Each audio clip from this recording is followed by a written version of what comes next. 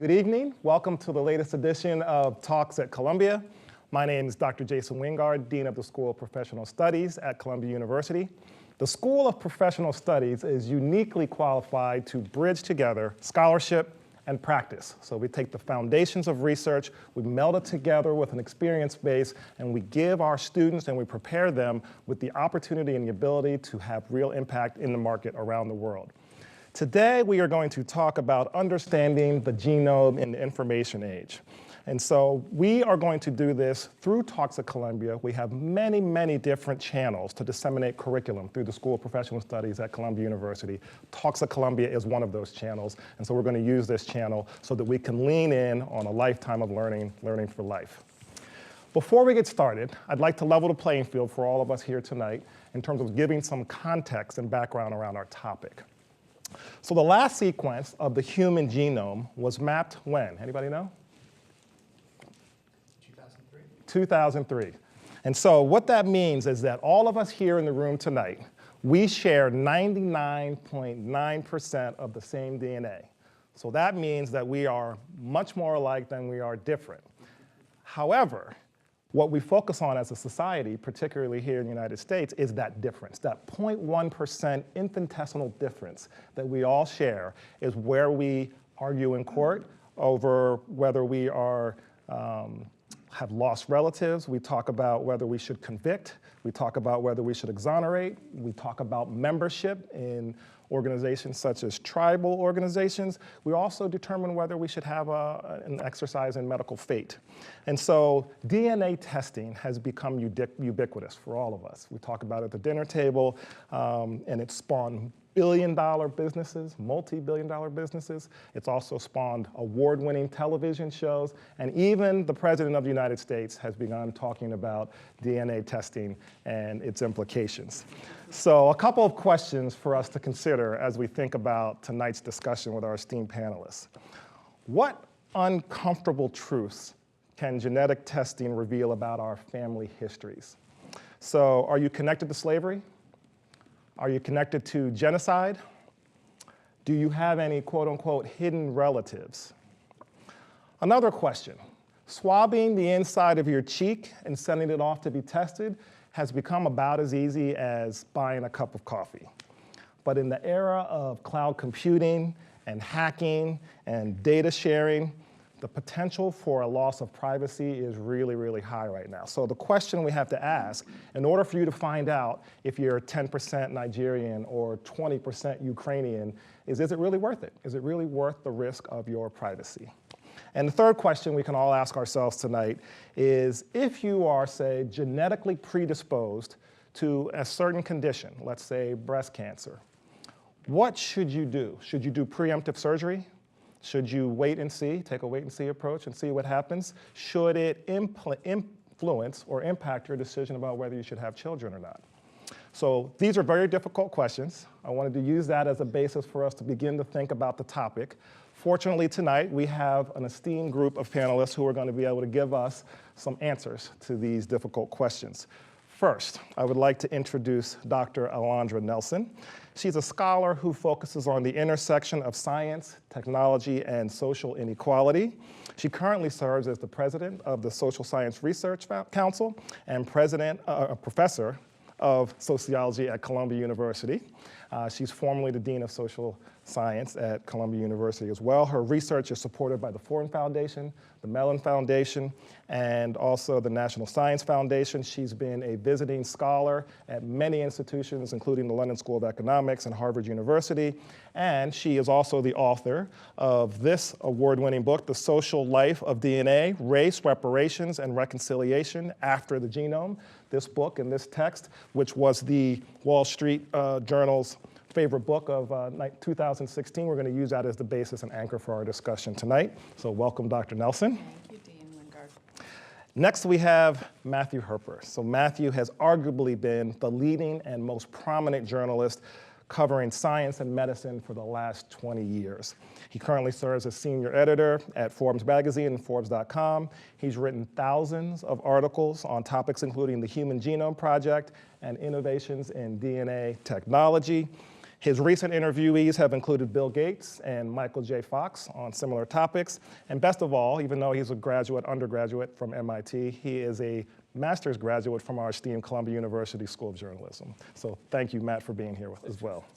Let's start off the conversation in the panel today with the biggest topic, the biggest news story of the week, and that is about Senator Elizabeth Warren. Senator Warren released her DNA reports, revealing that she has Native American ancestry. And many in the news are focusing on this story. They're debating it in social media and having lots of discussions.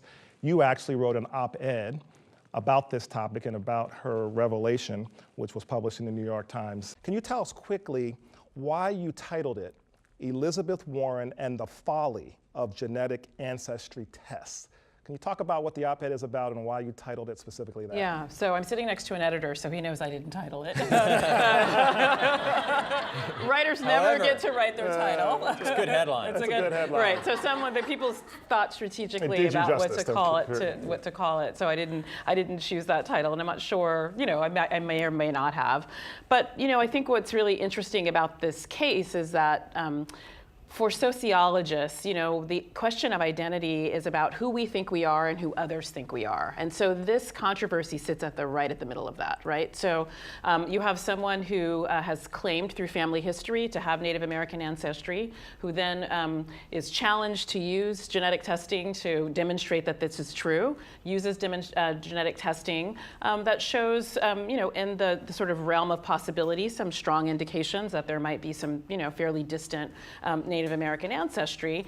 But those of us sitting in this room know that you just don't get to say, I am this person, this thing, and go about the world that way, right? So it's not necessarily that others authorize who you are, but they have a role in what that is. Right. And in this case, we have the sort of both deeply entrenched sort of political relationship between sovereign communities in the United States, and also deep traditions of what ancestry means and family means and what it means to be part of a tribal community. Mm-hmm. So those things are all sort of rushing together. And I think in this case to suggest that DNA proves something without asking the community if that's true or talking to that community. There's some folks in the Native American community have said they've tried to talk to Senator Warren about this issue over the years because this has been a kind of long-standing controversy and haven't really gotten traction on that. So, because identity has at least these kinds of two variables, who we say we are, sometimes based on genetic ancestry testing, and who others say we are, and what the sort of rights and responsibilities are that come with that. It really was a kind of perfect storm for thinking in sociological ways about identity and trying to sort of identify, where and why the flashpoints are coming up because of the friction between those two. So let me stay with you for a second. So as a social scientist, mm-hmm. How did you come to want to study? How did your research path lead you to want to study the genome as opposed to other areas of science? Sure.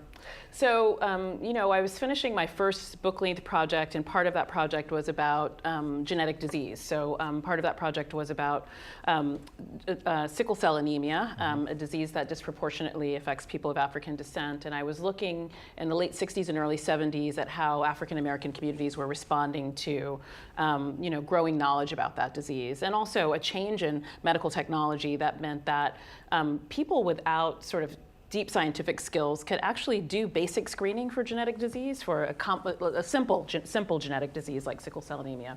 So I was already thinking about genetics, and then, as we began, you asked people, when was the sort of final draft of the Human Genome Project completed? 2003. So it's not for naught that I really start thinking about this project in 2002 and 2003. It is our, it's our moonshot of the late 90s, of the 90s and early aughts. It's the thing that we're sort of talking and thinking about, and as a sociologist of science, I was thinking about that anyways. Then it became the case that there started to be, first a few early companies, like one like Family Tree DNA, which still exists today. At the same time, there were growing sort of rumors in the local community, particularly in New York City, and also sort of short news stories that were suggesting that this industry might have significant impact for African Americans. Mm-hmm. That for once, this kind of roots journey that Alex Haley sort of embarks upon in the 1970s might not have to take, as it did with him, a trip to the Gambia, a trip to London to look at the archives of Lloyd's of London, but could just be done by DNA and would really sort of democratize the process of root seeking. So I was absolutely fascinated by that because I couldn't have cared less. I mean, I care about the topic of it, but it was not something I thought, I can't wait till these tests come on the market, I want to do this, which led me to think as a social scientist, like, why would somebody do this? And for African Americans in particular, why would somebody do this, or even Jewish Americans, given the history of scientific racism and the way that genetics has sort of set in the middle of that project. So it was really being someone who wasn't captivated by the technology, but was captivated by the aspirations and desires that might bring people to it, that sort of started me on my way. Mm-hmm. So Matt, can you describe, based on that conversation, can you describe what DNA testing is? So Sure. In your words, what is it, and specifically, how is it being used both by individuals as well as organizations? So we're really talking about two kinds of testing. Now, everybody has 6 billion layers of DNA. You roughly get half from your mom and half from your dad, but it's often not a 50-50 split for your own chromosomes. There's some mixing up through a process called recombination. So we all have this basic code. The DNA makes proteins, which are basically what we're made of. So there's this code which is kind of creating all these puzzle pieces which our bodies fit together. When we talk about these kinds of DNA testing, there are really two things we're talking about. The first, and what companies like Ancestry or 23andMe are offering, is a kind of test that looks at little snapshots. You were talking about how we're all mostly the same. One of the most informative things you can look at are single letter changes in DNA. And by looking at those single letter changes, you can learn a huge amount about what genes you've inherited and your ancestry, partly because DNA doesn't just get handed down at random. It gets handed down in these great big blocks. And if you have this, and people who come from the same ancestry tend to have the same big block. What Carlos Bustamante found in Elizabeth Warren's DNA was a block of genetic material that's unlikely to have come from a European ancestor and is likely to have come from actually a Latin American ancestor, which they're imputing would be what a Native American ancestor would look like. There's another kind of DNA testing, which when you talk about sequencing the human genome, that was actually arguably not a full human genome. It was cobbled together from different people, and it was only half a genome. And what we can do now, that costs a few $1 billion. What we can do now is for about $1,000, someone can take and sequence all of a person's DNA and find out what almost all of those letters say. There are some special things you can't figure out. I've gone through that twice. It's painless. And that gives a lot more information, and that's what tends to happen if you're trying to figure out if someone has a disease caused by a gene you don't know about. You're trying to figure out why someone's sick. But that technology is leading to an explosion in what you can learn from the simpler, smaller tests as well. Mm-hmm. So Matt, you've written about, as a follow-on, you've written about how genetic testing companies have taken the information that they've accumulated and they've sold that to pharmaceutical and drug companies. Should they do that? And are we, by allowing that to happen as a society, are we moving towards a scenario like the Henrietta Lacks story? If you don't know who Henrietta Lacks is, then make sure you Google it after that. That'll be an additional lifelong learning lesson for you. But are we in jeopardy of going the route of Henrietta Lacks if we allow the genetic testing companies to sell our information to them? Well, the genetic information company that's doing the most selling of information from these kinds of consumer tests is 23andMe. It is clearly stated when you enroll in 23andMe, it's actually an opt-in to agree to have your data as part of that research. And the counter-argument that some patients say is, I want my information to be used for developing new medicines. I don't care if it's for profit. I want it to move. I want the science to move quickly.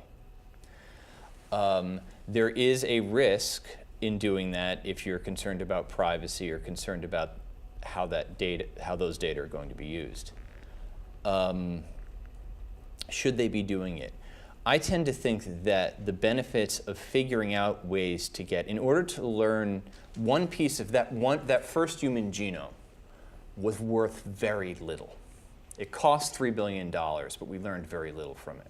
What we learn a lot from is having lots and lots of genomes that we can compare. And you don't just need the genetic code, you need physical information about the people so you can compare them and figure out what the genes are doing. The privacy issues that are involved are very big, and they are you are probably never going to be able to fully protect people. If you have genetic information and medical information, people become identifiable. So we have to figure out as a society how we are going to gather that information in a way that we can help people and also protect people who are donating that information. So Londa, let's pivot to, you've written and talked a lot about where your own, a ceremony in fact, where your own ancestry was revealed publicly, right? So can you describe what it was like to have your own ancestry revealed before you knew it, I think if I understand correctly, and what kind of role these kinds of ceremonies or public displays of this type of information plays in connecting the past and the present. Right. Yeah, I'd be happy to share that, and I would love to actually hear Matt's reveal story as well. But I wanted to just weigh in briefly on this, if I may, which is to say, part of 23andMe and a lot of these companies really are. We don't always talk about them this way, but they're startups. And if part of what a startup is trying to do variously in the marketplace is disruption, part of what they're disrupting often is norms around research. So sometimes that's a good thing if it's really moving the needle on science. But in the case of big databases, particularly genetic databases, where for our sort of regulatory sort of prior regulatory sort of rules and policies, it's not clear if it's medical testing or if it's ancestry testing, then sort of things get a little bit messy. So we have a norm increasing, and sort of biostatistics or in genetics that, people will, the truism view is that you can re-identify. You can identify any genetic sample. Like if you try hard enough, that can be done. And the norm that has been created is not to re-identify, right? So, but that's in a kind of medical setting.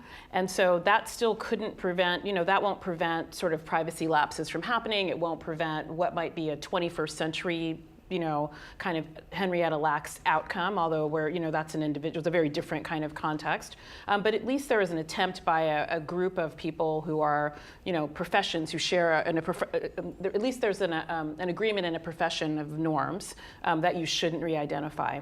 I think the concern is that where we, when these databases can go other places, that you can, as Matt is saying, the power for the DNA lies in often knowing grandparents and, people's, names, some demographic information about them. So that makes it sort of significantly easier to be able to do the identification. And I think, we do really, as a society, need to have a conversation about what are the ethical and privacy norms we want to create for the 21st century? Because the things that we've done before either don't apply or don't work. And I think that part of democratic deliberation in this moment really is going to require those kinds of conversations. There's also, so the most recent drug company that 23andMe partnered with and is giving data of their customers to, which the customers have to have consented, was GlaxoSmithKline.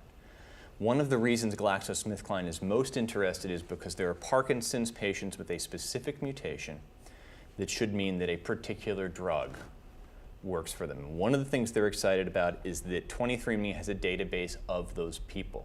So they can go to those people and say, do you want to be in a clinical trial of this drug? There's a privacy risk there, but there's also a benefit. If you're a person with that mutation, you may well want to be in that clinical trial. The drug may work. So it's not, there are risks and benefits. There are certainly risks. But we're also trusting in this case the companies to do what they say and only to do that, right? And so, there's a case notorious case with a Native American community near the Grand Canyon called the Havasupai, who gave access to their DNA for some testing for one purpose. I think it was for depression or mental health issues.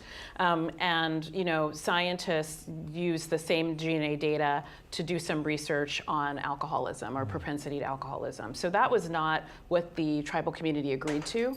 But the same genetic sample can be used. You can do all myriad types of analysis on them. And so we're trusting others that they're only going to do this Parkinson's disease. And it's not clear, how we guarantee that will only be the only analysis that takes place. No, I mean, I think you probably can't guarantee. I think you have to assume boundaries will always be pushed. Well, in particular, when the data belongs to a particular company now, but future iterations of that company may not exist, but the data may be sold or transferred to other organizations whom you may not trust. Look, there has been a management change at one of the companies that sequenced my genome. So are you scared? Yeah, right. No, I'm not that worried about I know what's in there. I'm not that worried about anything. Are they going to disclose my ApoE status, or that I'm a carrier for hemochromatosis? Like there are big risks sometimes for some people. I have medical data that I am much, much more worried about keeping private than my genome. So let's get back to that then. So your reveals. Yes.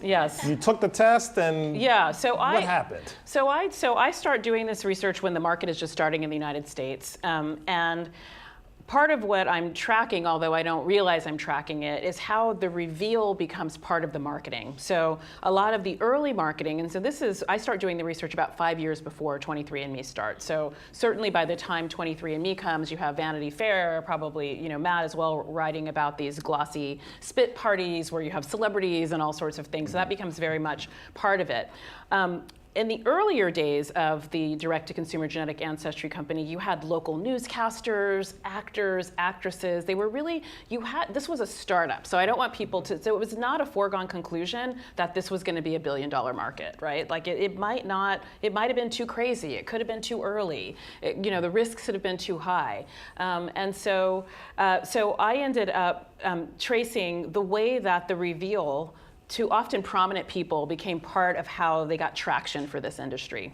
And so part of that also included things like the emergence of a lot of direct-to-consumer genetic ancestry testing-based shows in the United States, like the Skip Gates is probably the ones that are most familiar to you, or Who Do You Think You Are, which we borrow from the UK and Lisa Kudrow produced for a while.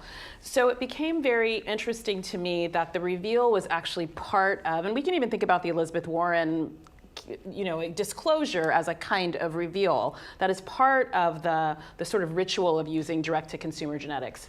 So I felt like I had to do it by the time I got to the end of my research, and it was, so I was with 2 other women.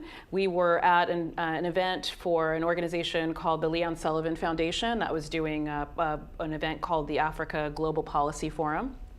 And so I got my reveal. I had been working with folks in the industry for over, at this point, almost a decade. So the particular company I received the reveal from were people who were known to me. I knew the CSO, I knew the founder and the chief, the CFO and the like. And so it was a little bit of an uncomfortable thing for me because I'm not a critic necessarily of the industry, but I watch it critically, right?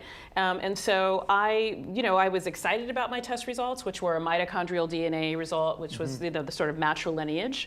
And the result was an inference to the Bamileke people of Cameroon. But I also knew that there were 300 people in a ballroom in Atlanta who were expecting me to have a kind of emotional response to the reveal that because I'd been working on this for almost a decade, I couldn't quite pull off. So it was a challenge. I mean, I was very curious about the information, and certainly, I've become more interested in Cameroon and have been sort of, there are things that happen after one gets their results. But I wasn't sure that I could quite pull off their performance. And luckily I didn't have to. And again, the Elizabeth Warren case is an example of this because everyone else performs, right? So people were just like applauding and laughing and like, that's amazing. And afterwards people came up to me and said, so amazing, you finally found out. These were mostly African Americans, so there was very much a sense of wanting to find African ancestry in particular. And you see it a little bit with Elizabeth Warren, right? Everyone is responding to her reveal. And she's she had a response and then she had another response, but like, the circulation of it is really about everybody else's response, right? And she's really been drowned out in some ways, and being able to sort of say what she wanted to about her reveal. And notably, her reveal came with a video, as well. So, yeah. Mm-hmm.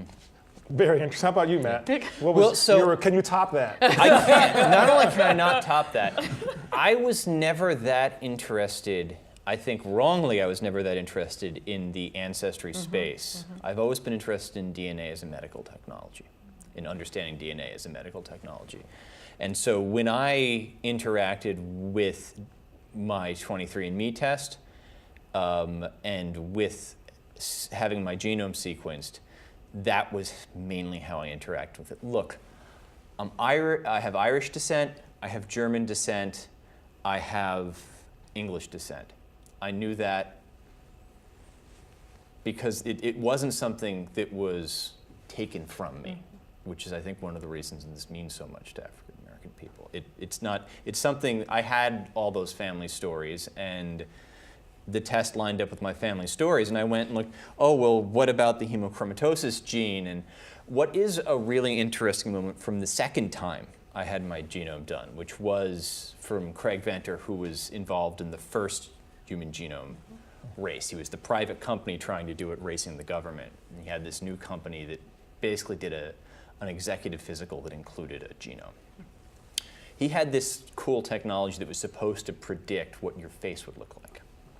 Oh, yes. My dad doesn't think my face looked like this. I tried it out on an audience like this at our 30 Under 30 conference a year or two ago, and they didn't really think it looked like me. And I just have to note that Craig's facial prediction, as another geneticist has noted, looks a lot like Bradley Cooper.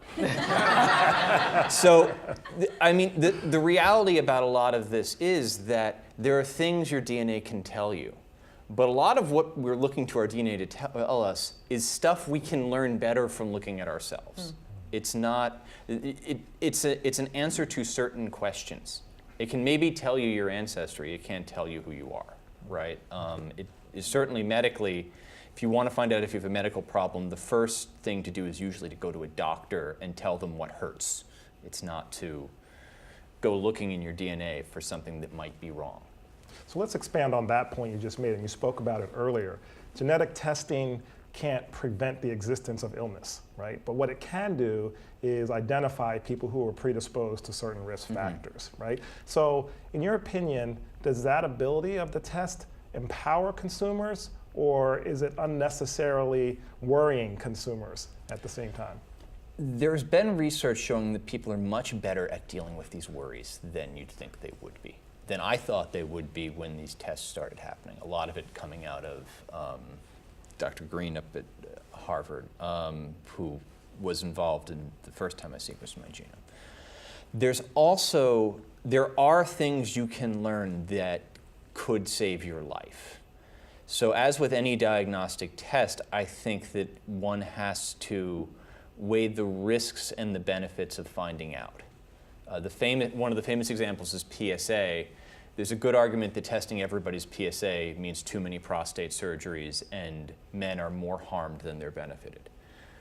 But there are certain people that it might be worth watching, and that the problem of testing for disease is always looking for people who are high risk.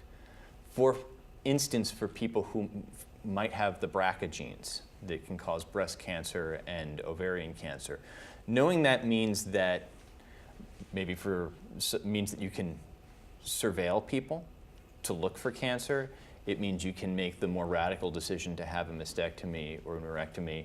There have been studies showing pretty convincingly that that can increase people's chances of living. So there are things you can do. There's a famous Alzheimer's gene called ApoE4. It doesn't tell you if you're going to get Alzheimer's. It tells you whether you have a slightly increased risk. And if you find out, there's nothing you can do about it.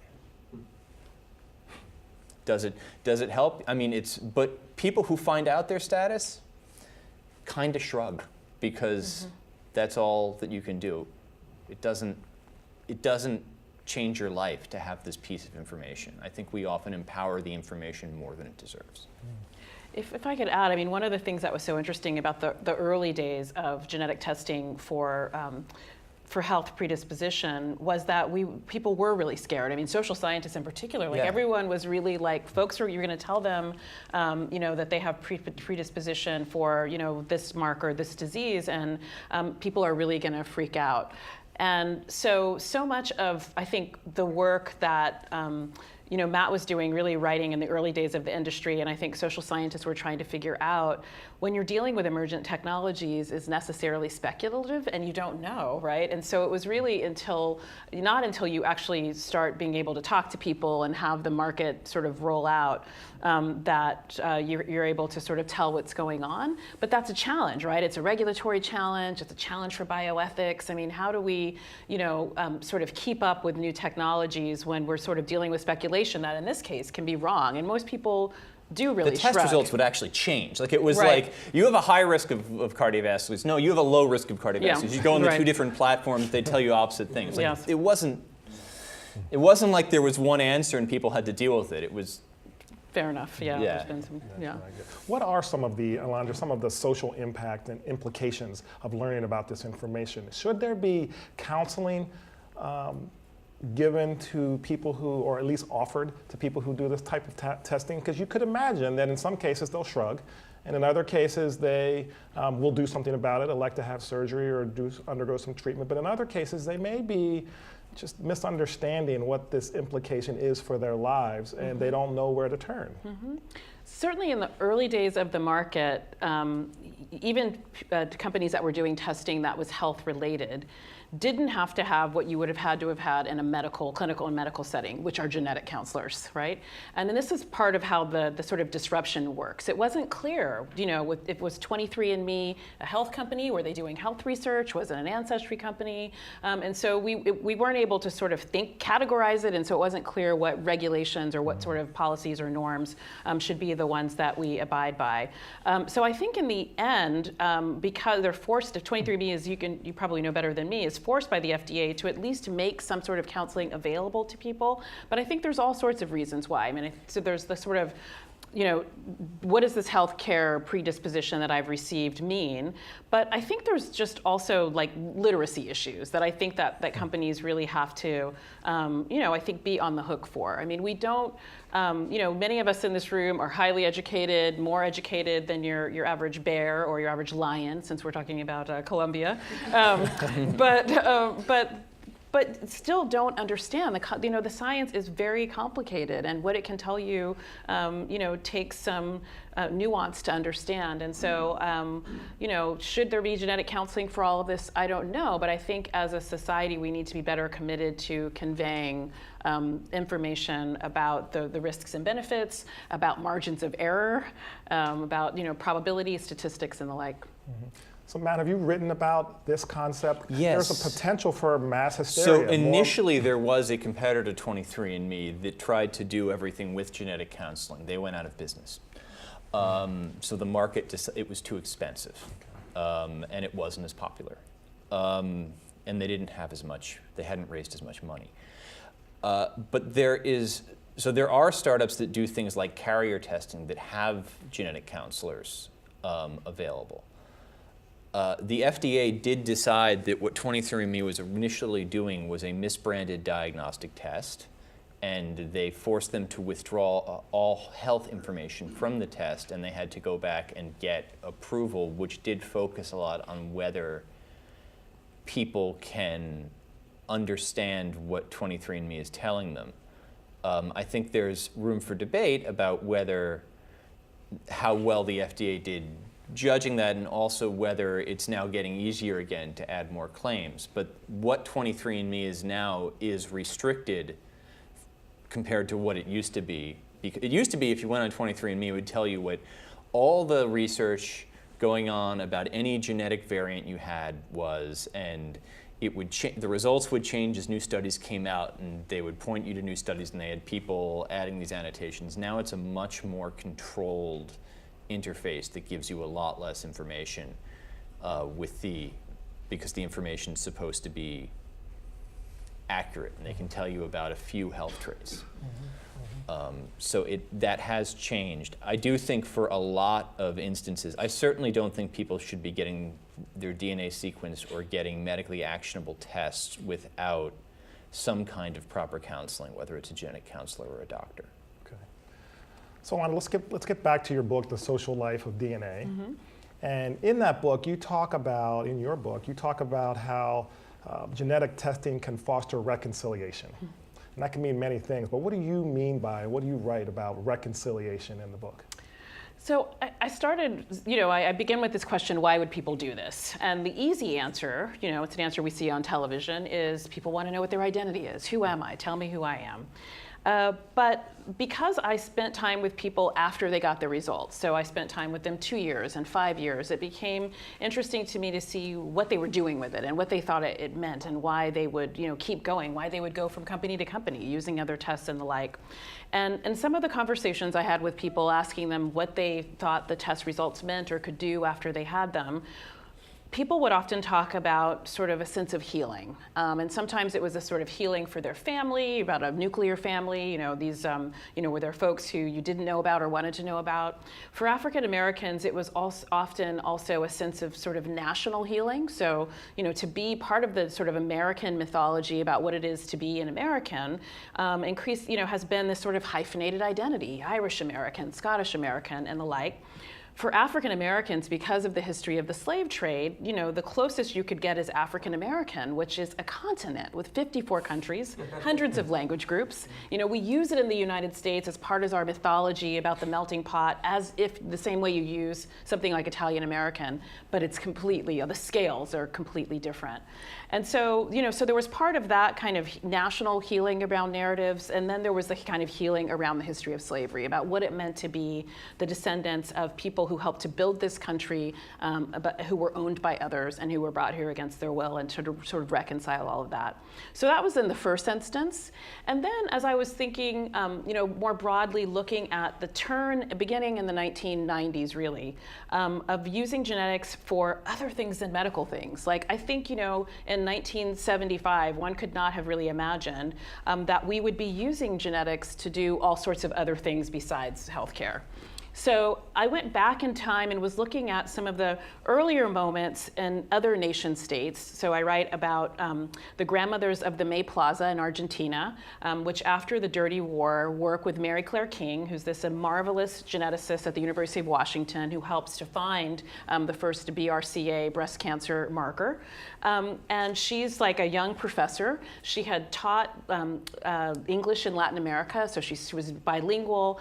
And so these grandmothers whose children had been disappeared, right, by this authoritarian regime, were looking for their grandchildren. They believed that their grandchildren had been placed in other families, might still be living, and they were trying to figure out how to sort of demonstrate that relationship. So initially they started using blood work, and then they go to Luca Cavalli-Sforza, who's a human population geneticist who recently passed away, and they said, "Can you help us?" And he said, "Oh, I don't have time for this. See this young scientist, Mary Claire King." So they go to Mary Claire King, and she starts to use early genetic analysis to sort of link these grandparents to their children, their grandchildren. And for a time, this project becomes a state project of the nation of Argentina. It was how the sort of Argentinian state tried to reconcile itself to this history and tried to put these families and indeed the nation state back together. So I came to think of DNA testing as playing a role in what I call reconciliation projects, some of which might be about the history of racial slavery and what it means for African American families, but more generally how genetic testing came to be used to, in other instances as well. Brian Sykes at the University of Oxford would use it to sort of test a woman's claim that she was part of the last sort of descendant of the Russian Tsarist family. So is that so when in the United States, States. There's an article in Nature in 1998 in which Y chromosome testing is used to answer a long-standing question, or try to answer, about whether or not Thomas Jefferson was the father of the children of Sally Hemings, right? So in the 90s, you have genetics being used for all of these questions about the past, and often they're about racial, nation state, political reconciliation. And so that's how I came to think of it more broadly. So is genetic testing then the best and only way to foster that kind of reconciliation, or are there other tools or other methods, such as oral history, which often is used in the African American community, or maybe even more modern technologies or social media? Sure, I think there's all sorts of ways. I mean, the sort of obvious case is the Truth and Reconciliation Commission in South Africa after the end of the apartheid regime, and that was very much about not oral history per se, but about oral witnessing. Mm-hmm. People told their stories, in public about what had happened to them, what had happened to their families under the apartheid regime. So certainly there are other ways, but in a society like ours, I think people are very could be very committed to science and how science can sort of tell stories in a different way and have a kind of authority that oral history never can, unfortunately. So. Yeah. So Matt, just add, go ahead. So how do you think about paternity? Because we haven't mentioned that, and that is, when we're talking about risks of DNA testing, to me that is actually the number one risk. If you're deciding to get your DNA tested, you're going to find out your dad's not your dad. Yeah. It's not that common, but it's more common than a lot of the diseases and such that we're worrying about, and it's kind of seems to me like the opposite of a reconciliation. I think, that's right. I mean, genealogists, one of the very first sort of outcomes of the genealogists that I interviewed over a decade was, learning about what they call false paternity. Yes.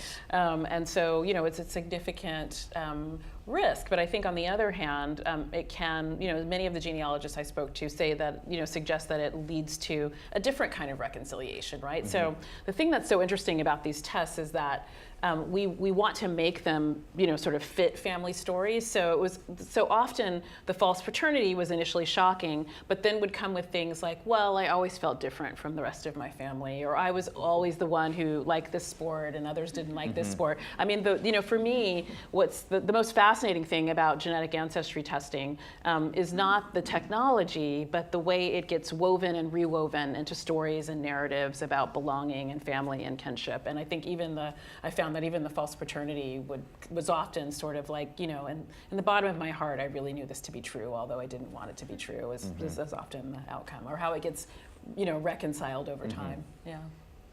So Matt, I want to ask you, related to Alondra's comments about genetic testing companies' obligation to the social welfare of society, right? So we talk about particular testing companies like African Ancestry. So Alondra has spoken about this and written about this in her works, and they claim to be committed to helping people, the well-being of people across the African diaspora, right? So when you look at companies like them or others, do you think that it's their commitment and their obligation to contribute to the social well-being of society, or are they okay, as other companies are, to just make money? Well, I do think that any company dealing with genetics, and particularly any company dealing with health, has responsibilities that are different from just being a company. I mean, manufacturing goods. Right? Yeah, I mean, so Ken Frazier at Merck is actually very eloquent about this in making medicine, that you have obligations to the history of your company. And that's not really just true that's true in a lot of sectors. A lot of people feel that the company that they are working for is more than just a creature that makes money. However, companies are entities that have to make profit and do make profit and will do things in order to make profit and can get things done that sometimes we can't get done any other way. I mean, you talk about building these medical databases. I think it would be great if we were building medical databases in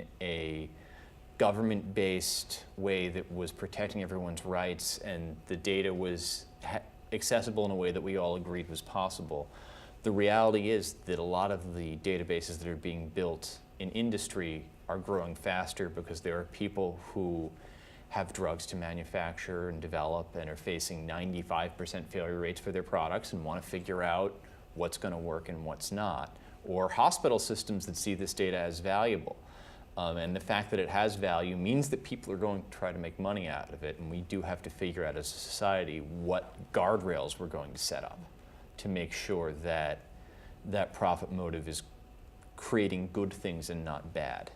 It is the nature of companies to move forward. It is not always the nature of a startup to think about all the consequences.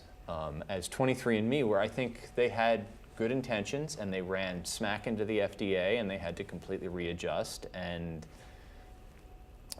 their goals may be good goals, but they are their goals. They even if they're trying to benefit humanity, they shouldn't get to be the final say on how we use genetic data, but they're the ones collecting it and turning it into a product that is useful. So Alondra, you've talked about the danger of using genetic testing as a cure-all for reconciliation, and Matt, you've talked about the danger of companies using genetic testing for inappropriate reasons.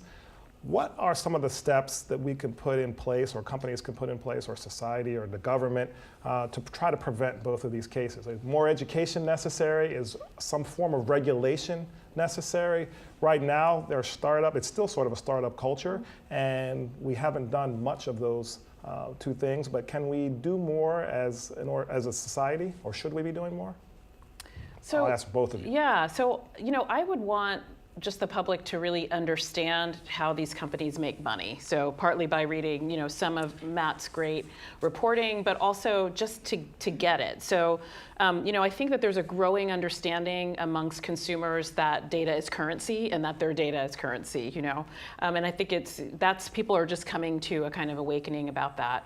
But the different companies, the leading companies have different models. So the African Ancestry company, which you mentioned, which, has a declared commitment to, it has a kind of civil rights kind of narrative that comes with it, we might say. Claims that they don't keep any of the tissue, any of the samples or any of the data. They have no data, right? Apparently, we have no way to verify that, but they have no data, which means that their tests cost a little bit more. Their tests are about $350 a piece, or so to do both, there's $700, right? A company like Ancestry.com has a subscription model, right? So those of you like me who use Ancestry, if you don't renew your subscription after 12 months, you're locked out of your family tree, you're locked out of your markers and the things. And so, so they charge a little bit less for their tests, but they have a model that's going to keep people paying over time. And then we know 23andMe has, a recipe that's about having partnerships with pharma. So all of those, I think, pose different risks or opportunities or things that consumers should know, and I think that people should know that. So on the one hand, literacy means a kind of science literacy, but it also means a kind of market literacy about what value your data has to each company. And that's not only for direct-to-consumer testing, it's for other things as well. I certainly think that we need some sort of, I liked Matt's use of the word guardrails. I mean, we do need to, regulation has become, a dirty word in some places, but we do need some kind of regulation. Because, you can't disrupt everything all over the place and sort of leave individual consumers to deal with the potential downsides of these technologies. At the same time, I think that we really need to be a lot more agile in how we think about what regulation is and how we think about, for things, for example, we've got significant bioethics rules and regulations in a health setting, right? But if you're talking about ancestry testing, there are these same bioethical regulations don't matter, it's like this isn't medical, so these regulations don't apply. So when we're thinking about data, I think we need to move to a model that travels across sectors, right? That's not like we have this regulation for healthcare data and this regulations for other kinds of data, because these data move through the social world. So that would be my suggestion. What do you think, Matt? Do we need guardrails? Oh, well, yes. I mean, look, I've spent a lot of my time has always been covering the pharmaceutical industry. You do not want a pharmaceutical industry that is not heavily regulated. You want them to have to prove that the medicine works and is safe. And the more they have to do to prove that medicine works and is safe, the more likely you are to find out that it does something really great. So you can do too much and make it so no one can ever bring anything to market, but we don't want people getting cancer drugs that are ineffective. And you can only know if they're effective by doing big studies to prove that they are effective. I think that in the healthcare sector for genetics, I don't think we're in a world where there are a lot of privacy breaches going on, where these data are not protected. I actually do think that people tend to be fairly well protected. I don't think this is a huge problem right now because these companies are regulated. Some of the problems are the opposite. I mean, there have been the issues in research studies of DNA sequencing where I've heard the complaint from researchers that some of the regulations say that because of the way patients are consented, you can't recontact them. So you find out that somebody has some terrible risky mutation and you can't tell them. Figuring out those issues of reconsent is, there's the risk of you don't want to know stuff you don't want to know, and there's also the risk of, well, maybe there's something you really want to know. And it's very hard to come up with a set of rules that always works. But I do think that we certainly need a lot of regulation of it because there are a lot of risks and because privacy is very important to people. So let's stay on the companies for a second, Matt. Alondra just talked about some of the revenue models that some of these companies have. We know that this past year was a record-breaking year in biotech and genetics for venture capital firms, right? So 23andMe raised $250 million. On the one hand, they are a very expensive consumer model, revenue model, but they raised a lot of money, right? Oh, no, revenue from 23andMe, don't make no mistake about it. The thing about if they want people to pay because they become the people who pay are more engaged and give more information about themselves. 23andMe has always been a company with an eye on developing a database that was big enough to use for drug development. They hired the head of drug development who used to work at Genentech. That is what the company wants to do. They would say, I don't know if all people who sign up hear this clearly enough, but they are very public that they want to use your data to develop drugs. Now, you can get 23andMe and opt out of that. And as far as we know, they're not using those people's data. But that's the point of 23andMe, is to develop drugs. Absolutely. On this point, the interesting thing that I think people forget is that on 23andMe, when it first started, didn't do ancestry testing. Right? It was only doing sort of health and medical sort of diagnosis testing. And I think that there are arguable reasons about why they start to add ancestry, but part of that is that they need to diversify their database, the database. Like so the samples that you send in to 23andMe are used sort of iteratively to make their database bigger, to make it more robust. There's the Ancestry project that I think is more likely to get a demographic of people who are interested in themselves, but might not be interested in health information. So these might be. It's actually turned out to be the killer app. Yeah. It is what sells these tests. Yes. Yeah. And so the question about that is, if you have communities who have lost information for, historical reasons that are in some cases tragic, like African Americans, I mean, is that unethical or is it not unethical? I mean, is for some communities, is the lure of learning a little bit about ancestry when you can have no information at all,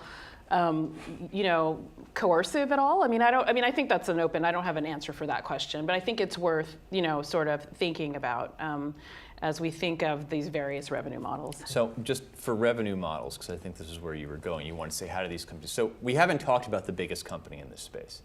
The biggest company in this space is not 23andMe, which is still a relatively small startup, which has raised a very big chunk of money over the years, but Illumina, which makes the SNP tests, and they make the DNA sequencers that are used for almost all the DNA sequencing. And they're I think they're a 20 billion, maybe bigger market cap company. They've been a huge performing stock. When we're talking about where a lot of this genetic data is coming from, although we had a record year for I think of it as SNP testing for Ancestry and 23andMe, 12 million people now, maybe 14 now, I think. The really big medical data is coming from large projects by industry, where companies are sequencing people in clinical trials, and there's also a big effort from the UK, actually, where their government has this big project and actually have a drug company that's come on, Regeneron up in Tarrytown, that is sequencing the genomes of their citizens for them who volunteered and who they've tracked a lot of data about. So that's where a lot of I think the more useful data and a lot of what we're going to learn is not from is not from a 23andMe or certainly not an Ancestry, but from these big efforts to sequence lots of people. So how is the investment in the startups changing to predict the kind of company that Illumina is? Well, competing with Illumina has turned out to be very hard. I have covered a lot of other companies that were supposed to be the next Illumina, and Illumina destroyed them. Okay. It's been one of those fun business stories where they've just plowed over everyone. So what does Sequoia think? I'll ask more specifically. What does Sequoia think when they invest $250 million in 23andMe? They think there are two things they like about 23andMe. There is a consumer business that is growing, and there is a drug data business that they think is something that they can bet on, both because pharmaceutical companies will want to license the data, but also because they think that data will be useful. And it's useful not just because of the genetics, but because people who are on 23andMe, I get them, they send you these questionnaires, you answer them, so they can get a lot of self-reported data about people. And you've got your phenotype, which is what you actually look like, and your genotype, which is the blueprint. And you got to compare the two to figure out the language the blueprint's written in. So that database is, I mean, the Parkinson's example is actually a very good one, because GlaxoSmithKline told me the reason we're interested in this is there are a lot of things we think we can do with it, but one of them is we can enroll our clinical trial faster. The people we want to test our drug in are already on 23andMe. They've told them they have Parkinson's. We know they have this genetic variant, which are the people we want for our study to test our drug in, and that's how we're going to find people. So this is this story, right? And how this faith that you can get people to come back and stay in touch about the genetic testing, I think is one of the sort of tricky things about genetic testing, because it partly sort of fulfills people's desire to be part of a kind of citizen science sort of movement, right? So, a test that we didn't talk about is the National Geographic Project, the test, which is, the sort of gambit there is that you're getting people to participate in a project to do a global mapping of human population migration, right? And so they pay a little bit, but you feel like you're like participating in a science project.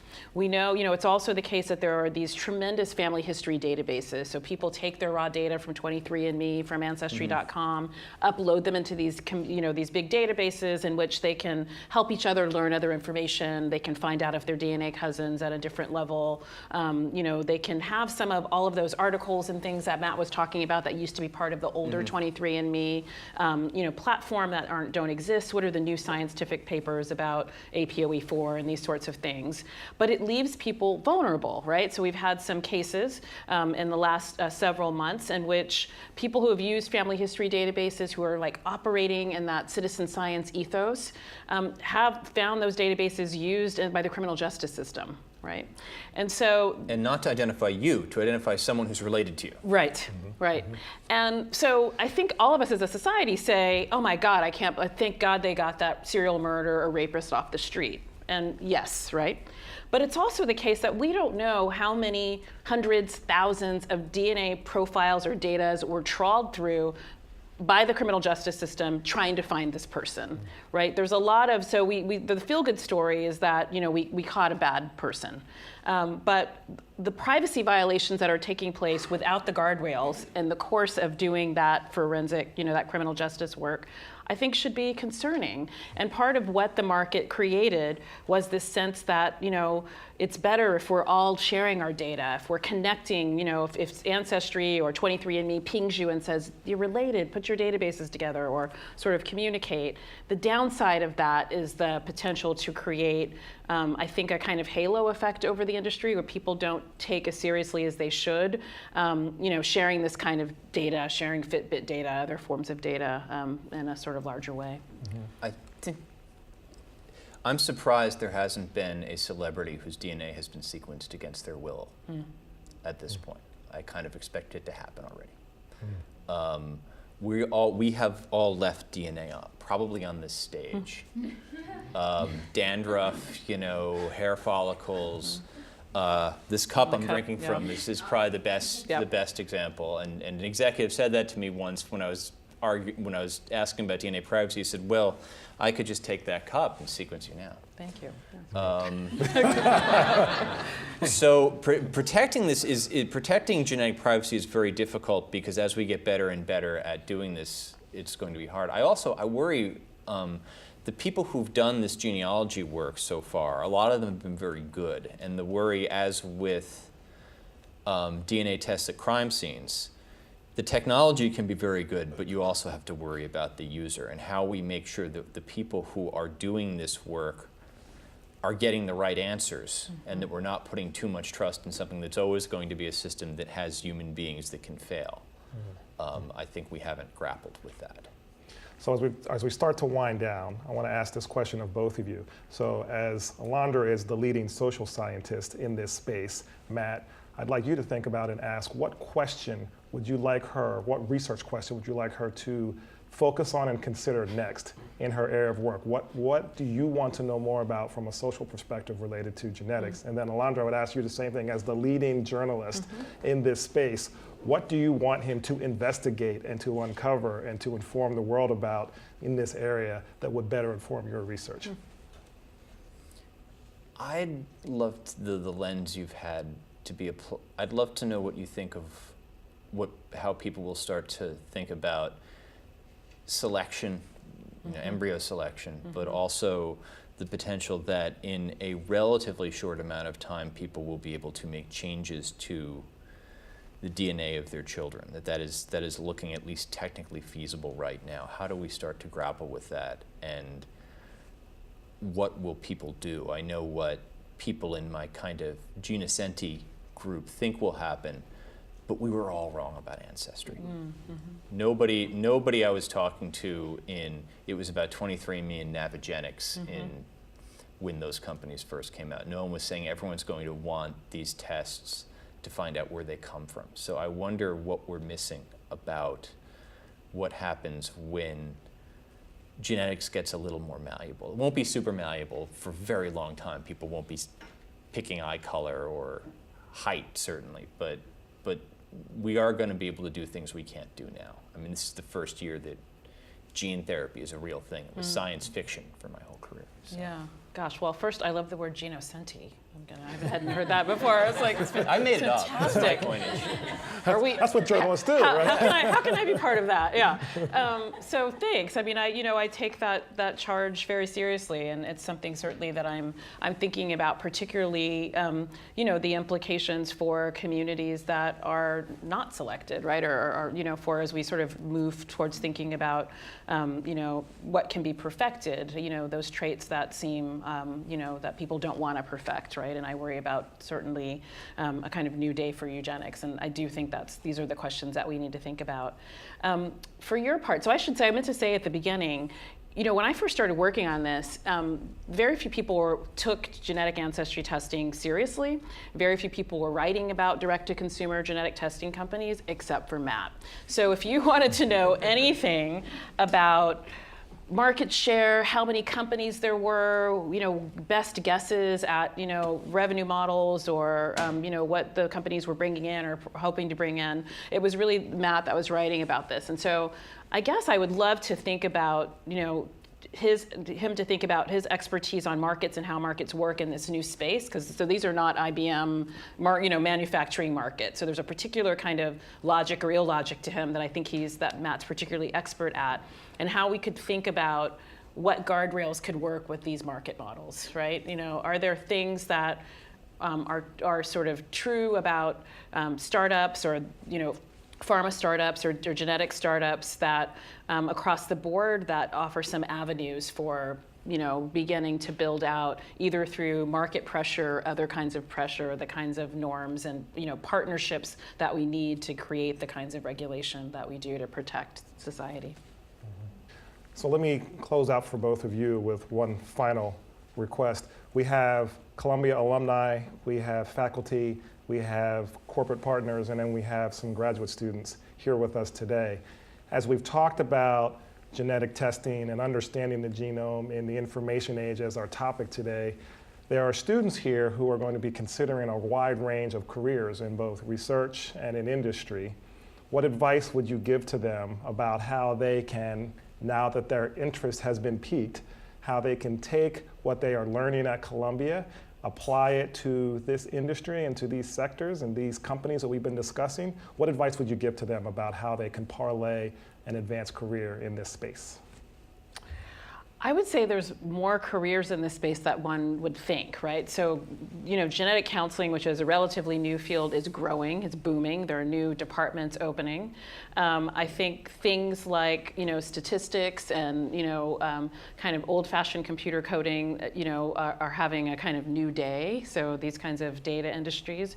But it's also the case that we need to know why we think we know things. And so I would also encourage people not to stop studying sociology and philosophy and these sorts of things, to really take, as you're saying, as the sort of mission of SPS, the practice and the kind of liberal arts tradition together and understand, particularly in this moment, where there are so many things that we don't know and that we can use the ballast of things like, liberal arts tradition to sort of give us some roots as we're sort of growing and expanding.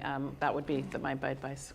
Okay, great, thank you. Matt? And I mean, there's tons of work to do in biology, both on the data side and on the side of developing treatments, and a lot of jobs and a lot of different roles. There's an explosion of companies in both areas. I'd echo the need for there to also be people who maybe try and stop and think about where the prevailing wind is going and how it might be wrong. Because one of the risks of this, you were talking about these startup cultures, is startup cultures tend to get very caught up in intellectual fads. They get stuck in bubbles. When I started covering genomics, I really wanted to write about the Human Genome Project. And everything everyone was saying about the Human Genome Project as a business case was wrong. The drugs that were supposed to be invented didn't come. The business models that were supposed to work didn't work.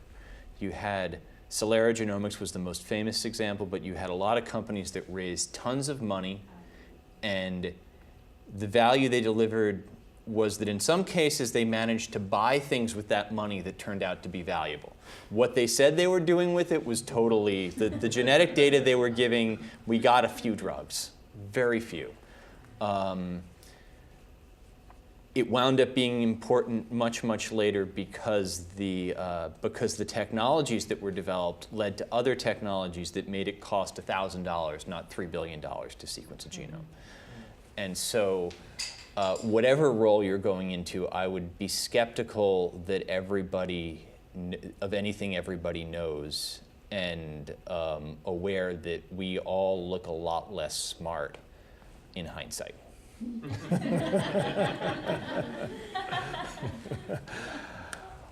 Well, everybody, for this episode of Talks at Columbia, we have been focused and talking on understanding the genome in the information age.